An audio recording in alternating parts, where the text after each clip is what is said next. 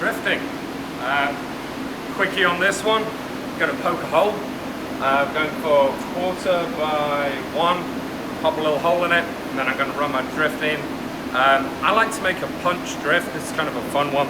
It's around about a 1/4 inch roundish and comes back about 1 inch. It's probably about, give or take, 1/2 inch there. Runs out to 3/4 inch. I think this started off as 7 or 8 inches of S7. Do a body drawn temper on it, so from about here forwards is gradated in hardness, middle section soft, back ends fairly tough but not overly hard. Pleased with your tools. Make sure you got your water close by, especially if you make one of these. You know what it takes to reheat treat it. It's not that much of a big deal, but keep the tool cool. If you're using someone else's tools, don't jack them up, it's just wrong. Watch out for mushrooming and chipping on the top. Get one of those chips in you, particularly on Pleasant. And if you start seeing mushrooming, get rid of that mushrooming as soon as you can. You're right over there, Jess. I've got all the fans on. Just generally look after this tool.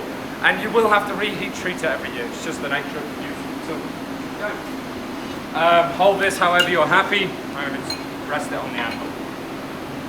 I'm going to come in about the center. Make sure you get that first bite in the right location. That's pretty well placed. If you need to migrate it slightly, do so before you get carried away. It's pretty good. We go in heavy. See how it's jumping there? That tells me pretty clearly that I'm at the bottom. Got a nice flat black slug down there. Flip it over, I've got a little shiny spot. That shiny spot is nice and dark. Find the center of that. One crisp strike. And that is the slug cleared. You don't want to try and clear that slug unless the material is down into the black range, because then you're using the benefit of the blue-black brittle zone where you're going through your transitions, your phase changes, as basically an assist to what you're doing. And then in my punch, I've probably got my slug down to sub-16th. Nice little disc.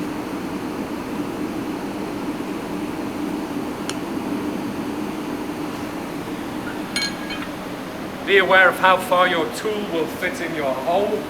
My pritchel on this anvil is quite small, so I'm going to put a chalk line on it so as I don't ham that sucker down in there and get it stuck. Every time I heat the tool, heat the material and I've drifted, every time I go back to the fire, I'm going to flip it over the other way so that I'm not kind of just pulling that thing upwards. So if I don't alternate, that hole will basically draw down and you start draw forming at that point. You were doing weird hand gestures back there, Jess. Do you want me to hold it? No, there's no need for it. Okay. Wear a glove. I know this is not so you can grab a hold of hot things. This is so that if you miss, or when you miss, should I say, and you strike your hand, you get a little bit of cushioning, but when your hand slides down because you were hitting it so hard and so deep, you don't brand the underside of your hand. Ask me how I know. I've done that so many times. I actually walloped my hand the other day, and yeah, not awesome. Take your time with this stuff. Get it back in the fire often.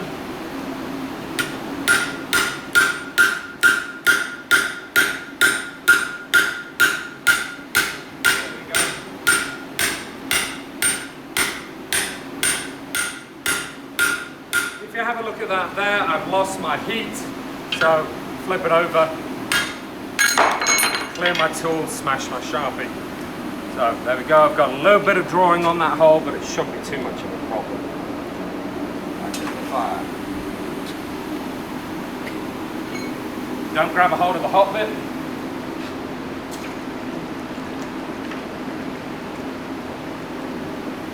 Oh, fun one. Also, don't get your glove wet when you cool off your tool.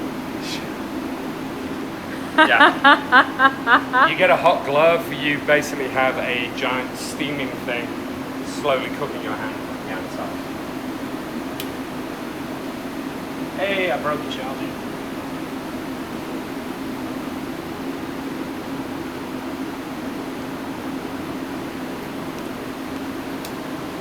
Make sure it's hot. Also, make sure that you can, in fact, clear your tool. So I look at that, I know that I can't get my tool all the way through. So when I get to about here and I start hammering on it, and for whatever reason it's not clearing through the anvil, I know that I'm attaching my anvil, stump, tool, and material all together. You will do this sooner or later. You'll find a tool that will not go through the hole, and for whatever reason you'll keep hammering on it even though it has definitely bound up, and you'll have to unmount your anvil and try and force that thing out. It's a real pain in the arse. Notice the crinkly oil bucket because I reheat treated this tool before I did this demo. Invariably your punches and drifts, well, your punches definitely, you will be temper the tip. It's just the nature of it.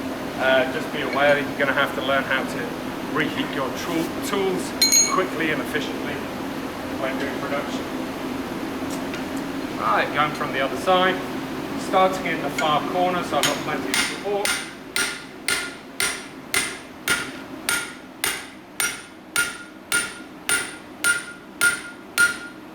That's pretty good, stretching pretty well.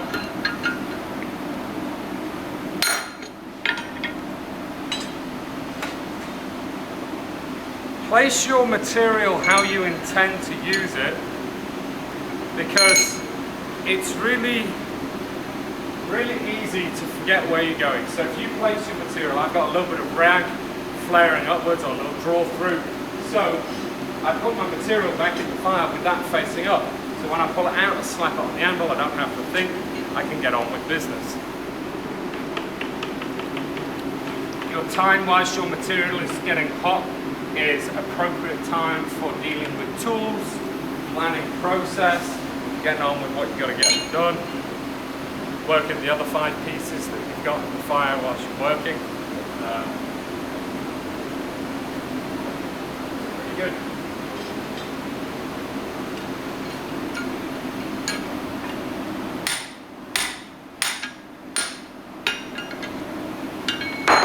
That works. Give it a little bit of a dress. I'm going to run the drift through one more time. Grabbing it below where it was in the hot section.